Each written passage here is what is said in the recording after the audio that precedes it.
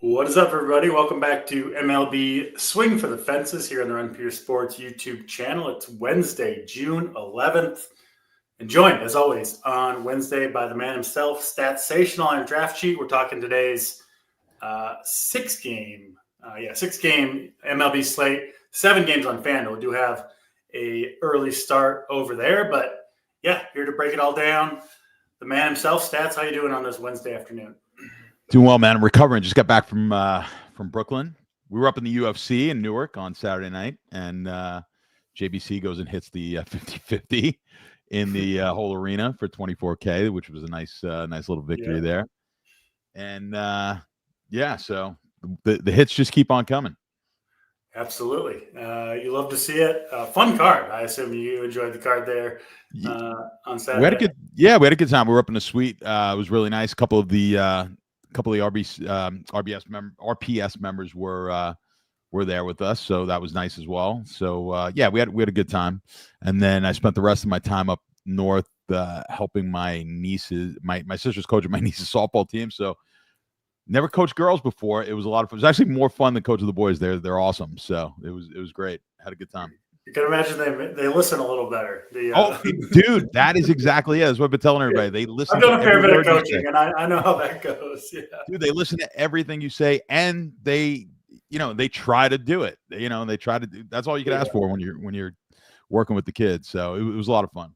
Yeah, absolutely. Good stuff there. I did mention we'll get into the games now. We do have the early start on FanDuel. So we will start with that game. Let's include Detroit and Baltimore for people playing the main FanDuel slate that, of course, does lock half an hour earlier. So, let's start in Baltimore stats where the summer heat has arrived as well. Going to be in the mid 80s, and this park should play hitter friendly tonight. And hopefully for much of the rest of the year, Zach Eflin, Casey Mize to I guess Eflin better than mediocre, but Casey Mize, mediocre right-hander. I'm looking at lefty power really on both sides, I think, is firmly in play on the FanDuel slate. What about you? What do you see Tigers and Orioles stats? Yeah, I mean, I looked at that one briefly just because I was prepping more for DK. But, I mean, bats-wise, we've got some decent bats in the game. The problem is you've got better bats, I think, all throughout. So I'm not going to be high on this game with that Colorado game looming. You got the Mets game as well, and even the Tampa Boston game, which we're going to get to next. So it's not going to be one of my higher games for bats. I do think Eflin is definitely in play though. I think we could take some Eflin. Mize, I'm going to not have anything at all on FanDuel here on that slate with the early one.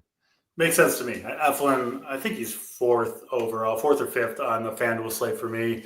So don't need to get there, but did want to mention that game briefly. Again, if you are going for bats there, I do think the left-handed power on both sides, Meadows, Carpenter, Green for the Tigers, Holiday, Henderson, O'Hearn for the Orioles all make some sense if you are playing the FanDuel slate.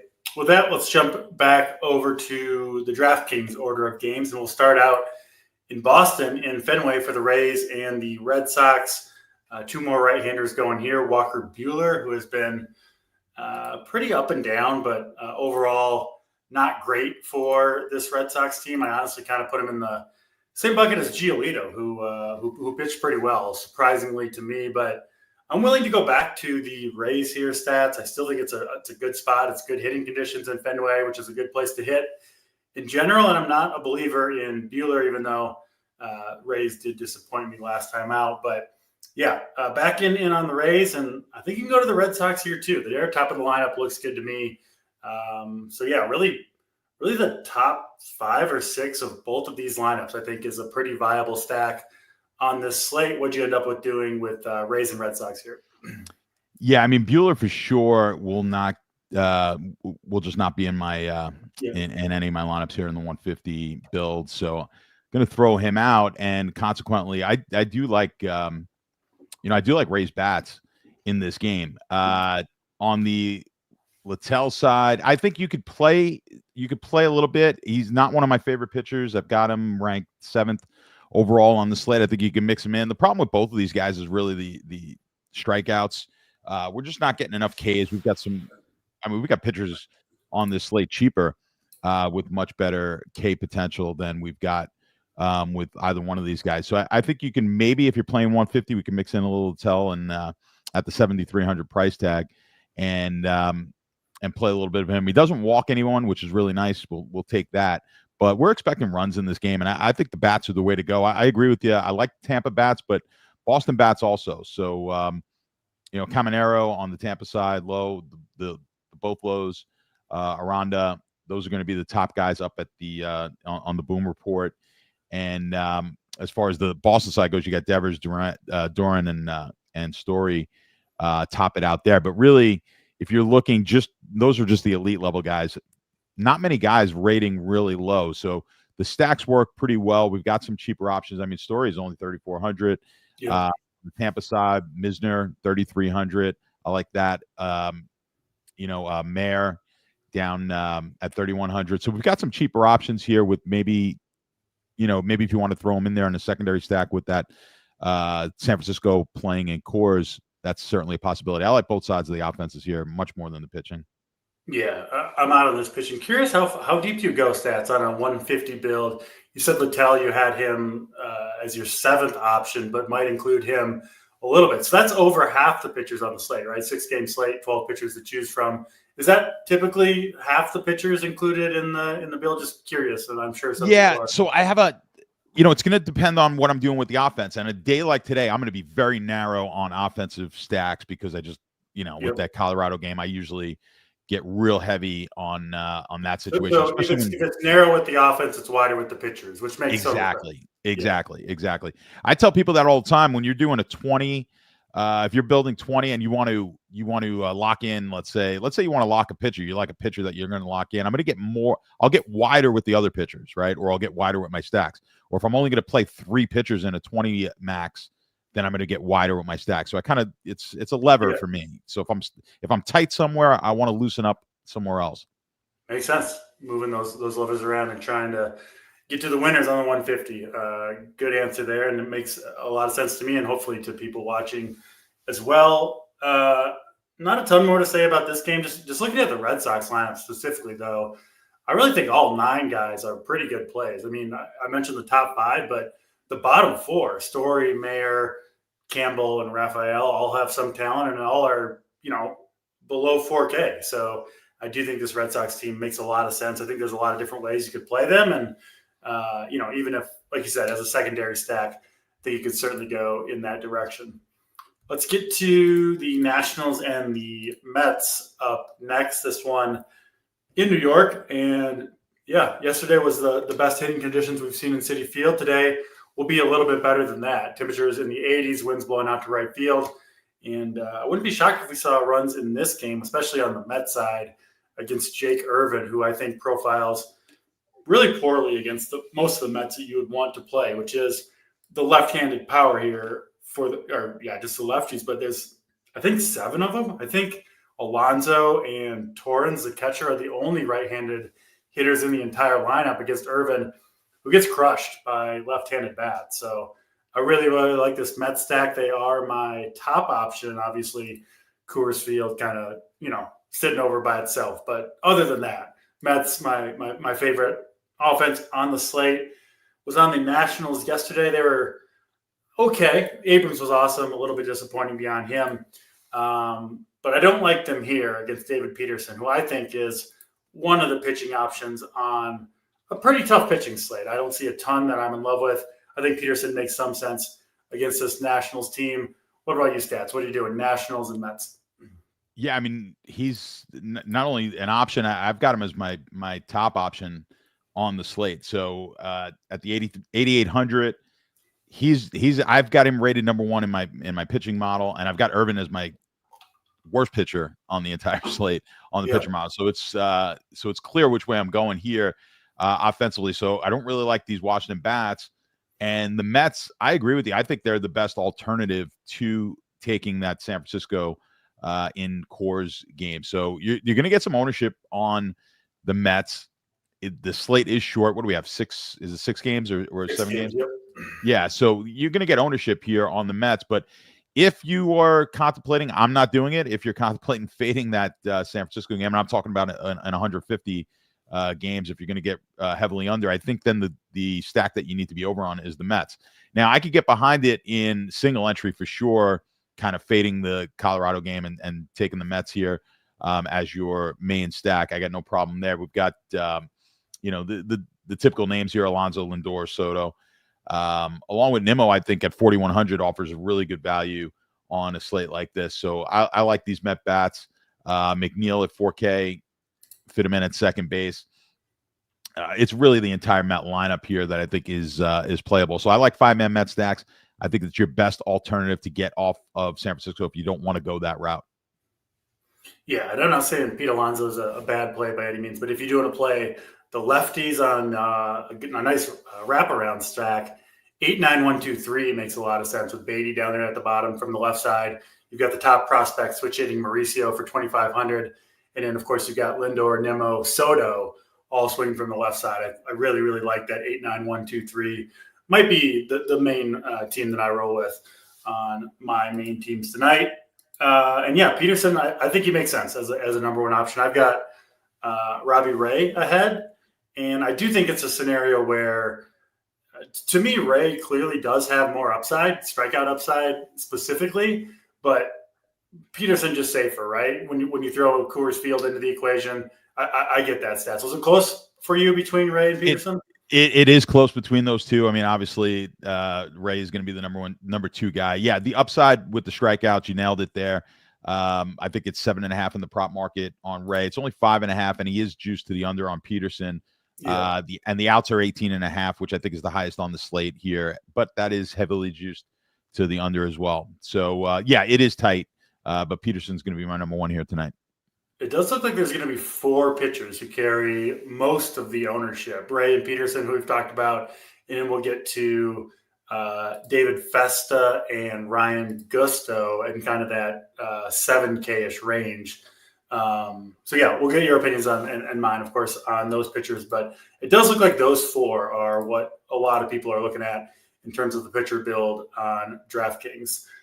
Let's talk about the Rangers and Twins game next. This one in Target Field. Pretty good weather in Minneapolis as well. So kind of a neutral-ish place to hit tonight. David Festa coming in at 7,200.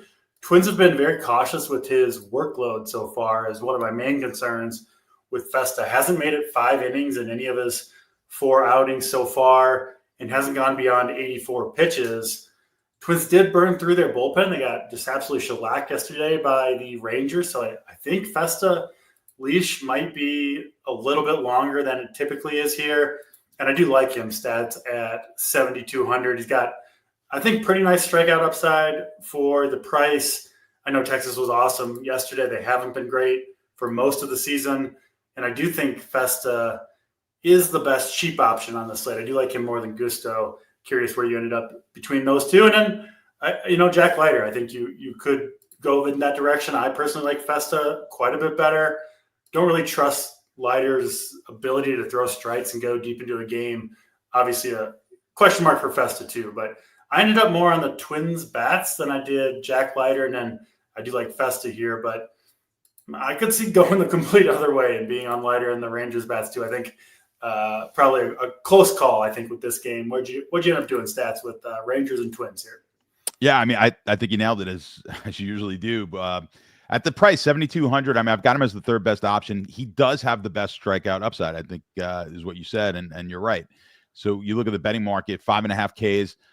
He is juiced to the under. Very similar, though, to what Peterson was. But I think we've got a better chance of Peterson going deep in this game, and that's going to be the difference for me on both of these guys. But if they went the same amount of innings, I would expect Festa to throw more strikeouts. So you do have that possibility. I think at 7,200 on a small slate like this, he makes a lot of sense to me. You mentioned the walks. Agreed. Festa and Leiter both can walk some batters. I mean, we talked Robbie Ray. We're going to talk about it later too. In that ballpark, he can walk batters as well. So we've got quite a few guys on this slate who can throw a lot of balls. So these guys are better than some of those other ones. But Yeah, I don't love the bats necessarily for either side. I would agree. Minnesota probably a little bit better, although the at the top, if you look at the Boom Report, there's a few more Texas bats, but Langford's just the two guys in this game, Buxton on one side, Langford on the other. They're always elite options because of what they can do, both from a power standpoint and using their legs. So those guys always wind up being options. They're always really nice one-off pieces, either one of those guys. So I think this game maybe fits better as secondary stacks or one-offs. Don't really like the 5-man stacks at all in this game, but yeah, I'll have a decent amount of Festa for sure. Yeah, I was looking at Larnach, Castro, kind of in the middle of that Twins lineup, but yeah, Boom Report, not agreeing. So I was kind of, I don't know. I mean, that's another way you can use it, right? I was kind of lukewarm on those guys, and I think that's enough to tilt me to go in a different direction as a secondary stack. It was more kind of trying to target Jack Leiter, but probably better ways to play it on this slate. So I agree with that, and happy to see you on the Festa train with me. Again, not by all means not a risk-free play, but among the cheap options, he does look like perhaps the best one. Let's go over to Kansas City for the Yankees and the Royals. Clark Schmidt throwing from the right side, going for KC here. Could be tough to get strikeouts here in this matchup. We've seen that with the Royals at times, and it's a improving lineup. The addition of Caglione, I think, made a big difference. And yeah, Royals look a little bit better. Going to be another good day to hit in Kansas City. 90 degrees, winds blowing out. Should play hitter friendly in this one.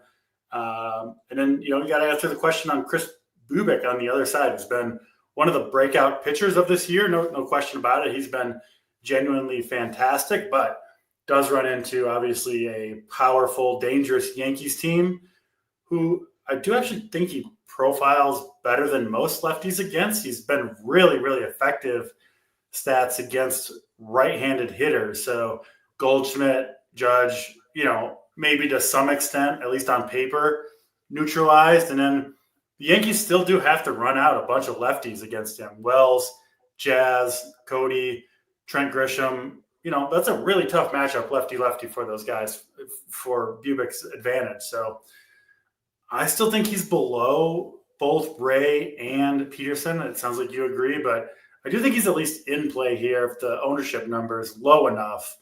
But curious where you ended up here, Yankees and Royals. I think this is another one where there are multiple ways you could play this game. There are, definitely multiple ways. I think just the price tag there at 9,600 with Bubic, he's kind of in that same, the same range strikeout wise as Peterson is, as Festa. You look at the betting market, he's 5.5, slightly juiced to the under. On the Schmidt side, he's only 4.5, and you mentioned why. I mean, that's really the Kansas City. It's just hard to get the strikeouts there. So I don't have as much interest in the Schmidt side of this one, even at the cheaper price, 8,500. I've got him as the third from the bottom there on the slate. So I don't have a ton of interest in Schmidt. Really, I'm not all that high on the bet with these other games and these other big totals that we have. I'm not really high on this game. I mean, it's the typical, again, kind of like the other game we were talking about with Buxton and Langford. You're always going to get Judge and Witt. They're always going to be really good one-off options. Going to be really good. Look, those guys are the reason I like playing those guys in one-off. I've mentioned it before, is obviously they could do a lot on their own. Also, when you catch them on a slate where they will be lower owned than typical, and that's going to be these, where they're not going to be used in as many stacks, which neither one of these teams are going to be stacked all that high. I love using those type of guys in my as my one-off. Gets you a little bit different. When you could get Judge under, I don't know what he's going to be here. I didn't look. I'm sure he's going to be decently owned. It's a short slate, but it's probably less than what he should be because you're not going to get as many Yankee stacks. So whatever Saber has him at, and it's 10%. 10% on a short slate for Aaron Judge is nice. Yeah. If it's 10%, it's just ridiculous, right? So you almost want to try to get him in there. Obviously, the price is always high, but he's going to pop on the tournament edge sheet because we're expecting lower ownership than normal. So he's going to be one of the best tournament edge on that Boom Report plays on the slate. So I always like that. We won a couple of weeks ago, JBC. I mentioned it on one of the shows with Ohtani as a one-off on a slate where he was barely, for him, a single-digit own, which is barely owned for an Ohtani, barely owned for a Judge. Those work out really well often enough. So I like those. I really like Judge as a one-off piece, but I'm not going to be stacking this game very heavily. Yeah. So to just kind of elaborate or expand, I guess, on your point with the how to use the Boom Report. I know a lot of members watching this, and Aaron Judge. If you look at the Boom Score rating, right, he's second in the outfield to Elliot Ramos, obviously the Giants slugger, who is, I think, rightfully has the highest score, which incorporates salary, right, and point per dollar salary production. But if you look at the tournament edge, which incorporates the maybe 30% we expect for Ramos versus 10% for Judge, then Judge gets the better tournament edge score. Is exactly how that's working for people using the Boom Report and wondering exactly what those numbers mean. That's a really good explanation for it. And whether or not Ramos or Judge is the better play between the two, I think you could say whatever fits that particular build for people kind of hand building. You can go to either one depending on what salary you have and the rest of your roster. So good illustration on how to go about using the very, very valuable Boom Report on a night-to-night basis. Bubic, did you say, when I was looking at like points per dollar stats, I think you kind of came to the same conclusion. These guys are both very low, Clark and Bubic, based on the projections, but it doesn't look like the ownership's going to follow suit, right? I think both these guys are going to get a reasonable amount of ownership. So if you look at those two numbers, they just don't make a lot of sense as a play. But Bubic's going to make the cut for you, at least in the 150. Yeah, no doubt. He will. Is that because the upside is still there? Is why he's still in there, even if you think he's a bad point per dollar play? I missed what you said in the beginning there. Is it because the upside for Bubic is still high enough where you got to include him? Yeah, exactly. So I mean, you still have some pretty good K upside with Bubic when you compare him to the rest of this slate. So he's just right up there. I mean, it's Ray, and then there's a bunch of other guys as far as projections go for, or the prop markets go for strikeouts. So yeah, I mean, the 9,600 is going to suppress the ownership. Plus, playing against the Yankees, people don't like to target pitchers against the Yankees. I think he's definitely worthwhile, and probably I think he's a pretty strong GPP play for sure. Yeah, I bet he comes in lower than the projected ownership number. It seems like when you get to the high end, Ray versus Bubic, it does seem like the spread between the two ownership-wise usually ends up being higher than the ownership models predict, right? So Ray will have more ownership than they predict, and that most of that, I think, will come from the similarly priced Chris Bubic. So just something to be aware of. Build lineups going forward. Stats, let's get to the White Sox and the Astros here. This one in Houston. Two mediocre righties here. Sean Burke going for the White Sox. Ryan Gusto going for the Astros. And yeah, speaking of ownership, it does look like Ryan Gusto going to get a fair bit of it. Our friends at Sabre have him projected for 25% ownership at the moment. I get it against the White Sox, but did mention yesterday with Boynton, we were kind of pretty low on Lance McCullers for a number of reasons. One of them being this White Sox lineup. Well, it's not, a good lineup by any means. I don't want to try to say that, but they do have a lot of kind of pesky hitters in there now with low strikeout rates, high walk rates, and we saw didn't work out for McCullers super well. And I don't really like Ryan Gusto here too much either. But I'll throw it to you, Stats. What do you see here, White Sox and Astros? Yeah, I'm not as high as maybe the projections for ownership are on Gusto. I think he's certainly in play. I've got him under Bubic. So I've got him like right in the middle. I mean, he's the sixth best option on the slate. So I mean, I'm going to use him. 7K price tag. I think you're right. I think people see. Listen, I could get a 7K pitcher against Chicago. I'm going to take a shot there with that. So and on a slate when you've got a Colorado game and prices get inflated on those guys, you're probably going to get some some attention there. So I think you're going to to want to get under the market. If you're playing 150, I'd want to be under the projected ownership on Gusto. So that's where I would be there. As far as the bats go, well, let me talk about Burke as well. So I mean, when you look at the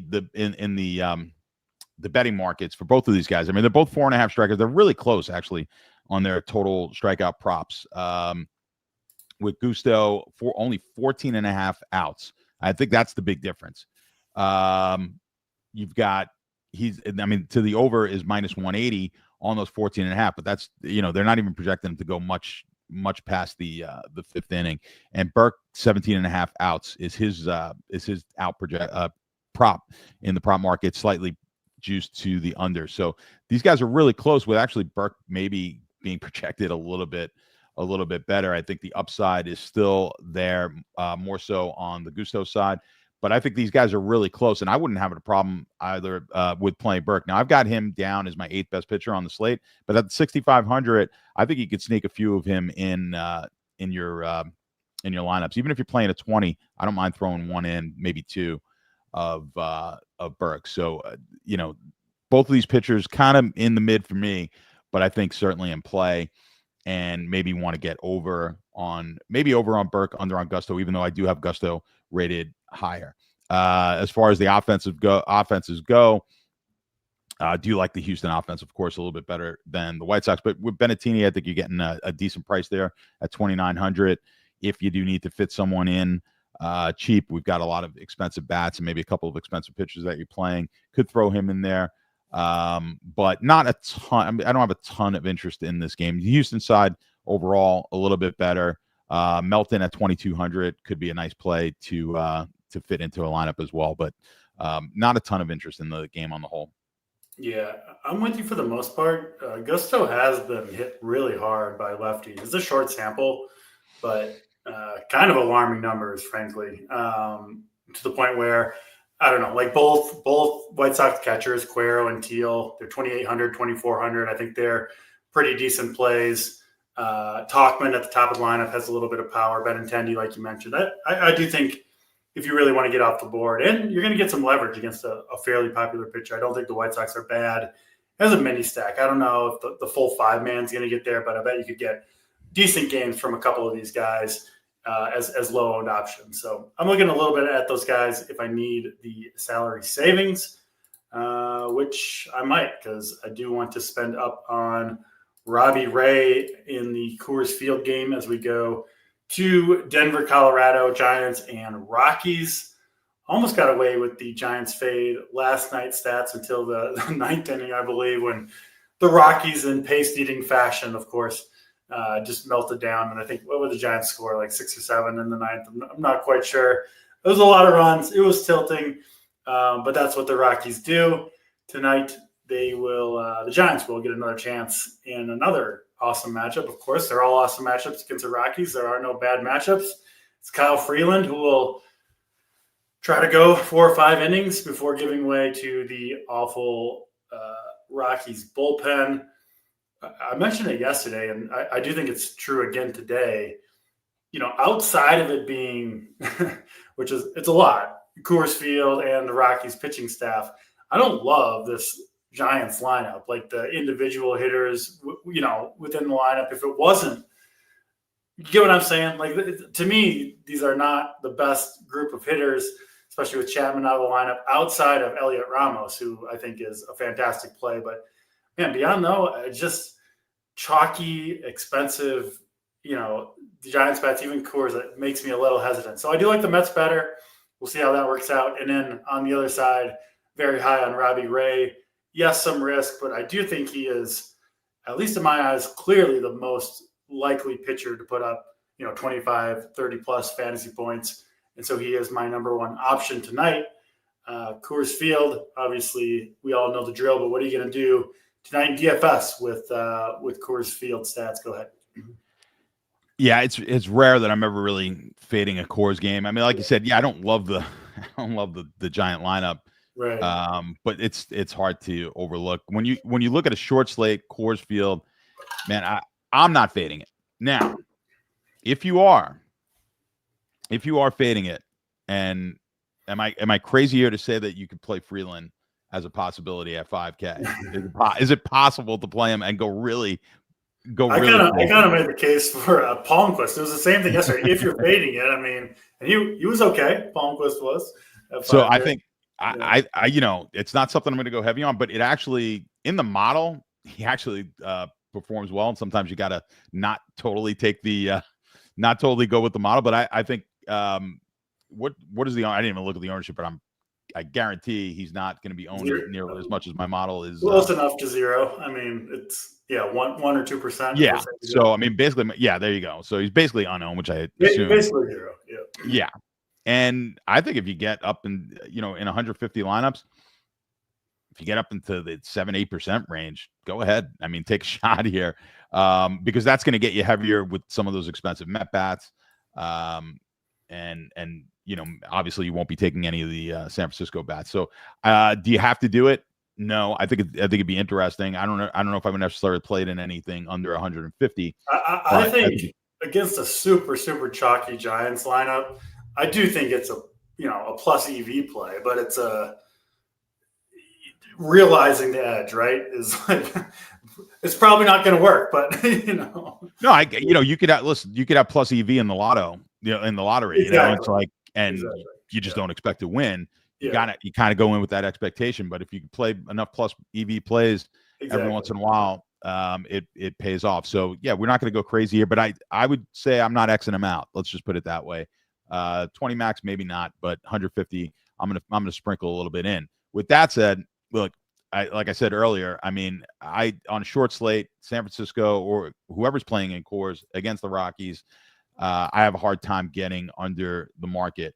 So, I mean, I don't really have to go over each one of these bats. They're all going to really project out really well. So I think they are the obvious 5-man stack. I agree with you. If you're going to get off the Giants, we could go to the Mets. I like that. And I like the Rays as well. As an option to get off the Mets, off the Giants. But it's one of those.